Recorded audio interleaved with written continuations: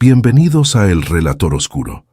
Lo que están a punto de ver no es una simple crónica de crímenes, es un descenso a 5 círculos del infierno, cada uno ubicado en una esquina diferente de Honduras. Hoy desentrañaremos la lógica helada de un asesino a sueldo que ejecutó a una taxista.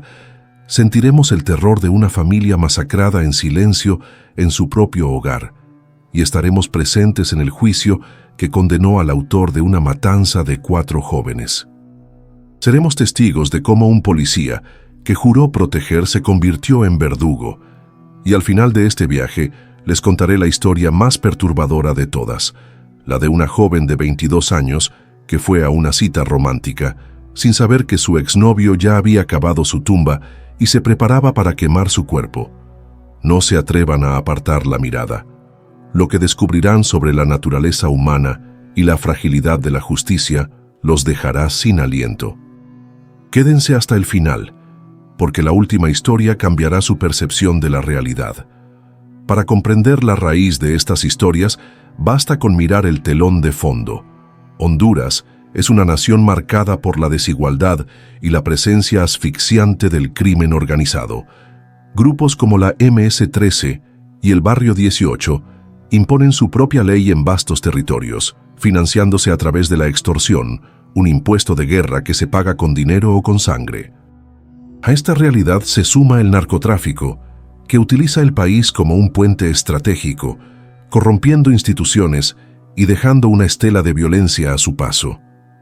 En este entorno, la impunidad es la norma. Un abrumador porcentaje de los crímenes queda sin resolver, alimentando un ciclo interminable de violencia. El sistema de justicia, sobrecargado y con recursos limitados, lucha por dar respuestas. Es en este campo de batalla donde operan agencias como la ATIC y la DPI, enfrentándose no solo a criminales, sino también al miedo, al silencio y a veces a la corrupción dentro de sus propias filas. Los 5 casos que veremos son el reflejo de esta lucha diaria.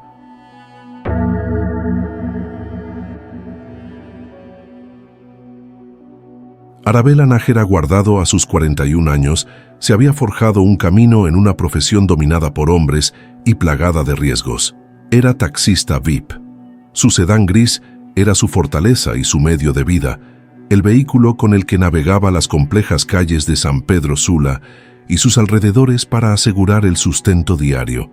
En un país donde la seguridad es un lujo, ser mujer y conductora de transporte público es un acto de valentía diaria. Arabella utilizaba la tecnología a su favor, aceptando carreras a través de la aplicación InDrive, un sistema que modernizaba su negocio, pero que también la exponía a la incertidumbre de cada nuevo pasajero. La noche del 27 de mayo de 2025, la tecnología la conectó con su verdugo. Aceptó un viaje que partía de San Pedro Sula con destino a Dos Caminos, en Villanueva. Era un trayecto rutinario, uno más en su larga jornada. Pero en la oscuridad de la colonia Cañada, alrededor de las 23:30 horas, el viaje llegó a un abrupto y silencioso final. Su coche fue encontrado detenido a un lado de la carretera. Dentro, en el asiento del conductor, Arabella yacía sin vida. La escena del crimen era inquietantemente limpia. Un único disparo en la cabeza. No había indicios de lucha, ni cristales rotos, ni el desorden típico de un enfrentamiento violento. La ejecución había sido rápida, precisa y profesional. Los primeros agentes en la escena notaron la ausencia de su cartera y su teléfono móvil, lo que inmediatamente sugirió la hipótesis de un asalto que terminó en tragedia. Era la explicación más simple, la que llenaba los informes policiales día tras día. Sin embargo, para los agentes de la Agencia Técnica de Investigación Criminal, ATIC, la simplicidad de la escena era, en sí misma, una señal de alarma. Los investigadores experimentados de la ATIC saben que un crimen es una narrativa y que su trabajo consiste en leer entre líneas. La tesis del robo comenzó a parecerles un guión mal escrito. Un ladrón común, motivado por el dinero fácil, raramente opera con la frialdad de un sicario. La ejecución con un solo tiro certero no encajaba con un crimen de oportunidad. era la firma de un profesional. La investigación dio un giro drástico. La ATIC descartó el robo como motivo principal y lo redefinió como una estrategia de distracción, una cortina de humo para ocultar la verdadera naturaleza del crimen. La hipótesis que cobró una fuerza inusitada fue la de un crimen por encargo. Alguien había pagado para que Arabella Nájera muriera. Esta conclusión transformó la investigación de un caso de delincuencia callejera a una compleja conspiración. El asesinato dejaba de ser un acto impulsivo para convertirse en una transacción económica, un negocio donde la vida de Arabella era el producto final. Las preguntas se volvieron más profundas y peligrosas. ¿Quién tenía el poder y el dinero para ordenar su muerte? ¿Qué secreto guardaba Arabella? Había sido testigo de algo que no debía ver. Estaba involucrada en una disputa personal o de negocios que escaló a un nivel mortal. La ATIC reorientó todos sus recursos. Dejaron de buscar a un simple ladrón en las calles y comenzaron a indagar en la vida de Arabella, examinando su círculo de amigos, familiares, clientes y cualquier posible enemigo oculto. En este nuevo contexto, el teléfono móvil desaparecido se convirtió en el epicentro de la investigación. Ya no era solo un objeto robado, era la caja negra que contenía los secretos de sus últimas horas. Para la ATIC, recuperar la información de ese dispositivo era crucial. El análisis forense digital podría revelar la identidad de la persona que solicitó ese último viaje a través de InDrive. Podría desenterrar mensajes, llamadas o datos de localización que expusieran una amenaza o una conexión que explicara el porqué de su asesinato. El caso de Arabella Nájera es un reflejo de la evolución del crimen en Honduras hacia formas más estructuradas y planificadas. Demuestra la existencia de un mercado de violencia donde se puede contratar la muerte. La tarea de la ATIC se volvió inmensamente más compleja.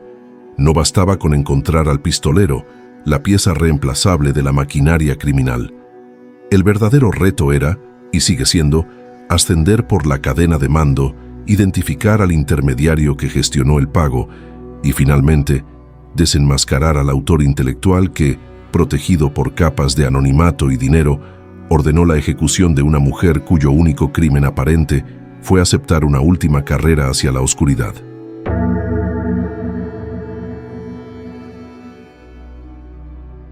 Chamelecón, un extenso sector de San Pedro Sula, es una comunidad que lucha a diario contra una reputación impuesta por la violencia.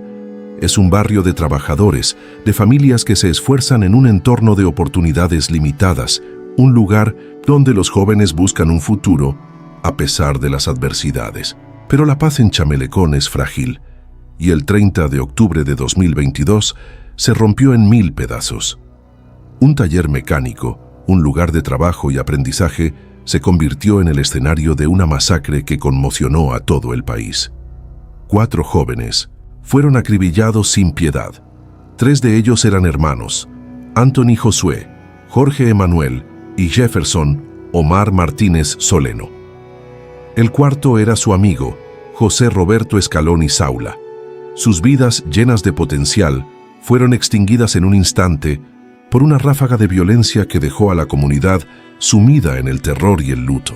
La magnitud del crimen, un cuádruple homicidio, lo convirtió en un caso de alta prioridad nacional. Para las familias de las víctimas, el dolor de la pérdida fue seguido por el temor a la impunidad, un fantasma que persigue a la mayoría de los casos de homicidio en Honduras.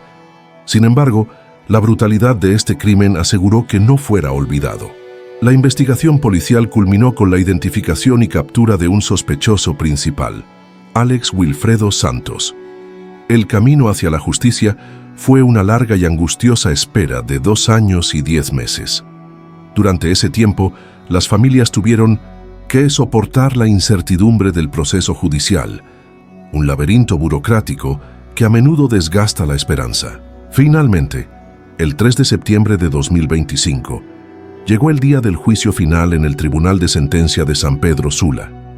En una decisión que resonó en todo el sistema judicial hondureño, Alex Wilfredo Santos fue hallado culpable de 4 delitos: de asesinato. Lo más impactante del veredicto fue su contundencia. Fue unánime. Los 3 jueces del tribunal, tras evaluar las pruebas presentadas por la Fiscalía, no tuvieron ninguna duda sobre su culpabilidad. Esta unanimidad es un hecho extraordinario en un sistema judicial a menudo cuestionado. Subrayó la solidez de la investigación y la fuerza de las pruebas que debieron ser irrefutables para lograr tal consenso. La condena fue una victoria monumental para las familias Martínez Soleno y Escaloni Saula y un raro ejemplo de éxito para la justicia hondureña en un caso de violencia masiva. Demostró que, con la debida diligencia y recursos, el sistema es capaz de llevar a los responsables de atrocidades ante la justicia. Este caso se convirtió en un símbolo de esperanza, un punto de referencia que demuestra que la rendición de cuentas es posible. Sin embargo, este éxito debe ser visto en su contexto. La enorme atención mediática y la presión social probablemente jugaron un papel clave para que la investigación recibiera la prioridad necesaria. Es una excepción que confirma la regla de la impunidad en miles de otros casos que no llegan a los titulares. La condena de Alex Wilfredo Santos cierra un capítulo de dolor para Chamelecón, pero no borra las cicatrices. La masacre de los 4 jóvenes sigue siendo un recordatorio brutal de la fragilidad de la vida y de que, aunque una batalla por la justicia se haya ganado, la guerra contra la violencia en Honduras está lejos de terminar.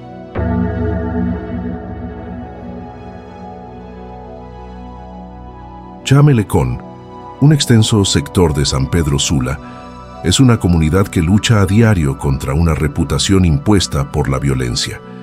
Es un barrio de trabajadores, de familias que se esfuerzan en un entorno de oportunidades limitadas, un lugar donde los jóvenes buscan un futuro a pesar de las adversidades.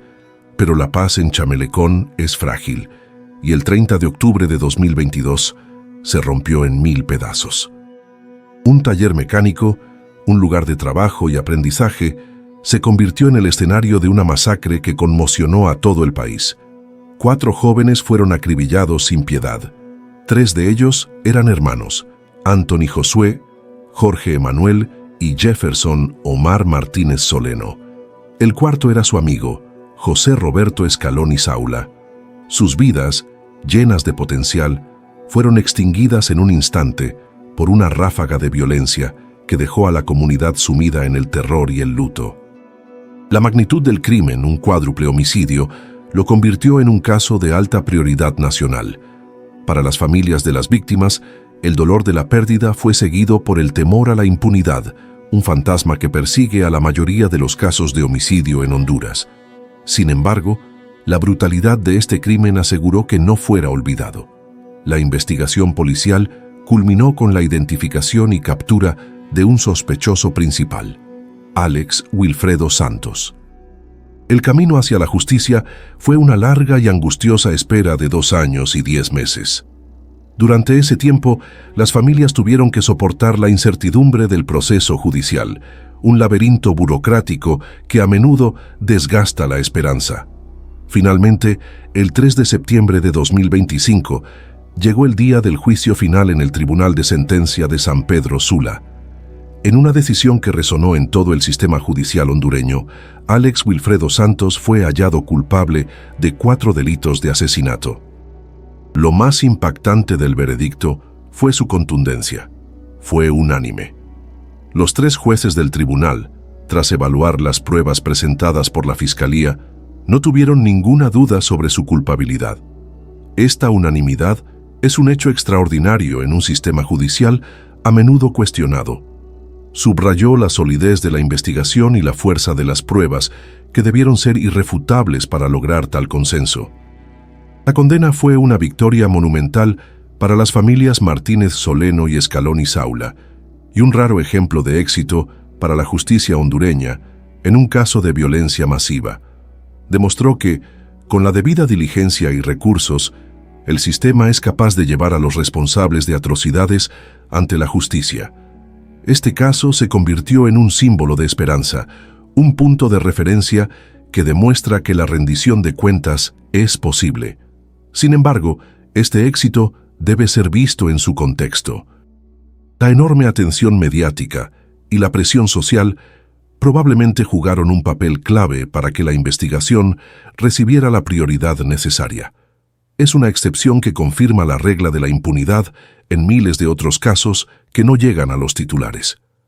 La condena de Alex Wilfredo Santos cierra un capítulo de dolor para Chamelecón, pero no borra las cicatrices.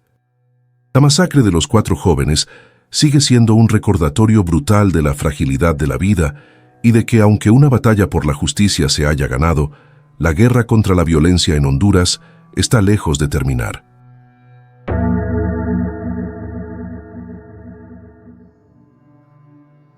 Hay crímenes que sacuden la confianza pública en sus cimientos, no solo por la violencia del acto, sino por la identidad de quien lo comete. El 20 de noviembre de 2023, en Quimistán, Santa Bárbara, una disputa entre 2 hombres terminó en tragedia. Julio César Rodríguez Matute, un conocido empresario, murió de un disparo. El hombre que apretó el gatillo no era un delincuente común, era el subcomisario de la Policía Nacional, Betuel Nacor Alvarado Guevara. Un hombre cuyo deber era hacer cumplir la ley, no quebrantarla de la forma más definitiva. El caso explotó inmediatamente, convirtiéndose en un escándalo nacional.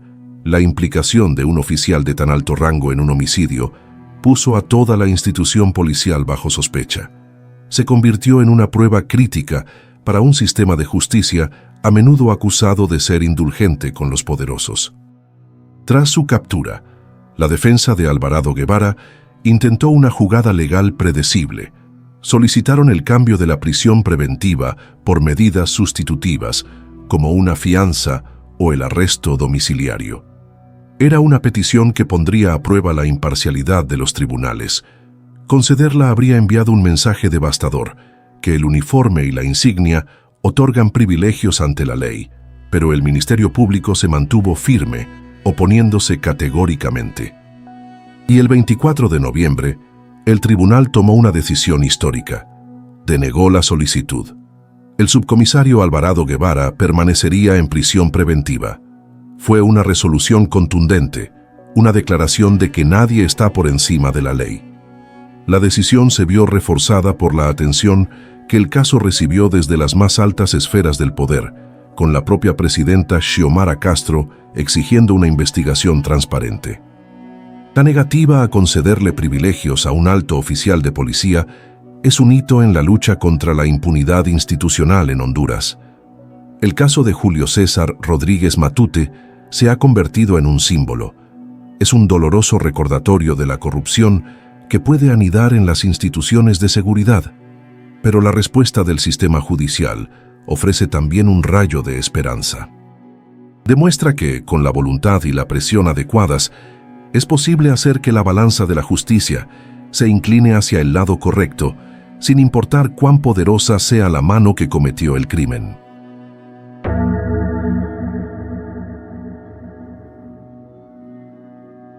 Y ahora llegamos al caso que les prometí al principio, una historia que encapsula la traición en su forma más pura y la violencia de género en su manifestación más brutal. Catherine Nicole Reyes Fuentes tenía 22 años y un oficio en las manos. Era manicurista. Como muchas jóvenes de su edad, construía su vida con la esperanza de un futuro brillante. Recientemente, había comenzado una nueva relación, un capítulo que prometía dejar atrás las sombras de un amor pasado. Su exnovio, Walter Mauricio Alvarenga Monge, un conductor de equipo pesado de su misma edad, no aceptaba el final de su historia.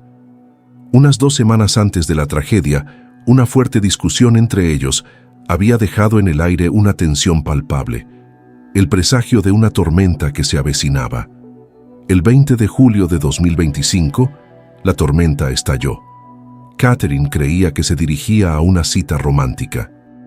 El mensaje a su mejor amiga era una confidencia, un secreto compartido lleno de la emoción de un nuevo comienzo. Pero el encuentro era una elaborada puesta en escena. Walter, según las investigaciones de la Dirección Policial de Investigaciones, DPI, había planeado meticulosamente cada paso. No actuó solo. Con la ayuda de dos cómplices, cuya identidad aún es un misterio, tejió una red de engaños para atraer a Catherine a su muerte. La llevaron bajo falsas promesas a un restaurante, pero nunca llegaron. El destino real era un área de pastizales en el sector de El Zapotal, un lugar lo suficientemente aislado para que nadie escuchara los gritos. Allí, la ilusión de Catherine se topó con el horror. Fue privada de su libertad y asesinada a sangre fría. Los disparos pusieron fin a su vida, pero la brutalidad no terminó ahí. Para ocultar su crimen, Walter y sus cómplices arrojaron su cuerpo a un hoyo que habían cavado previamente. Le prendieron fuego, en un acto salvaje que buscaba no solo destruir la evidencia, sino aniquilar la propia identidad de Catherine, reducirla a cenizas, a nada. Luego la enterraron cubriendo el horror con una capa de tierra. Durante días Catherine fue una cifra más en la lista de desaparecidos. Su familia y amigos la buscaron con desesperación, aferrándose a la esperanza. Mientras tanto, Walter Alvarenga intentaba construir su coartada. Se refugió en su trabajo en Puerto Cortés, actuando como si nada hubiera pasado, creyendo que su plan había sido perfecto. Pero el 26 de julio, casi una semana después del crimen, una llamada anónima a la policía rompió su ilusión de impunidad. El denunciante alertó sobre tierra removida y un olor fétido insoportable en El Zapotal. Un equipo de investigación se desplazó al lugar. La escena era macabra. Tras excavar encontraron los restos humanos. El cuerpo estaba calcinado en un 95%, un desafío monumental para la identificación. Sin embargo, entre las cenizas, un pequeño objeto de metal brillaba con la luz de la justicia, una cadena. Ese pequeño detalle, esa joya que Catherine solía llevar, fue la clave que permitió a los forenses confirmar la identidad de la víctima. Ya no eran restos anónimos. Era Catherine Nicole Reyes Fuentes. El crimen tenía un nombre y un rostro. Con la identidad confirmada, la DPI centró su investigación en el círculo cercano de la víctima. El nombre de Walter Mauricio Alvarenga Monge surgió de inmediato. La historia de la relación tóxica, la discusión reciente y los celos enfermizos por el nuevo novio de Catherine lo convirtieron en el principal sospechoso. Los investigadores se sumergieron en el mundo digital, analizando horas de videos de cámaras de seguridad y registros de llamadas telefónicas. Las piezas del rompecabezas comenzaron a encajar, revelando la premeditación del crimen. La evidencia digital lo acorraló, demostrando que él había estado detrás del engaño.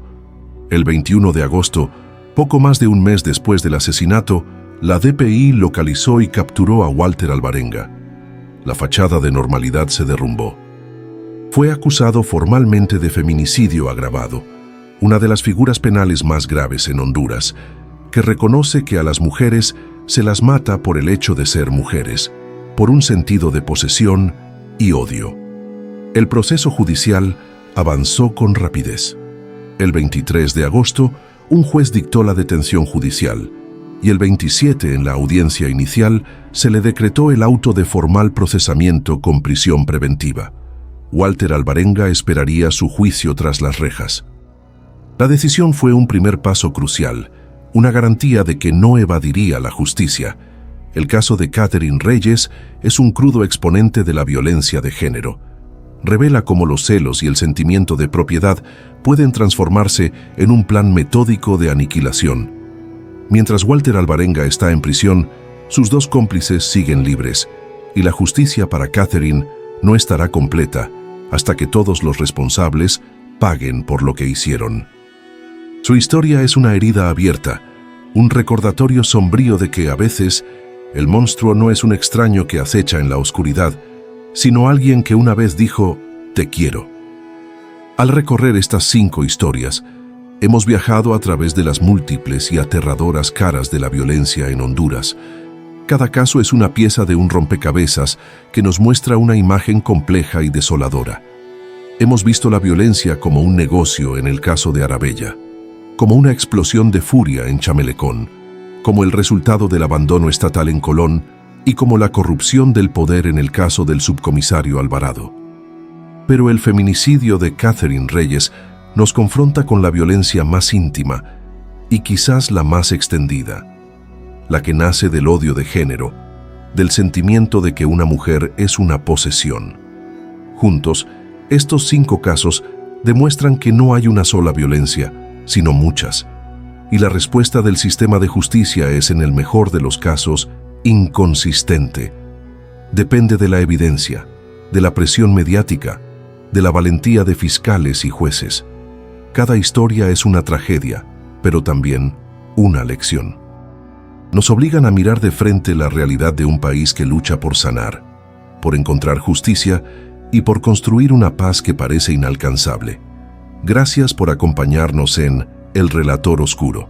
Si este análisis te ha parecido importante y crees que estas historias deben ser escuchadas, por favor, dale like a este video, suscríbete al canal y deja tu opinión en los comentarios.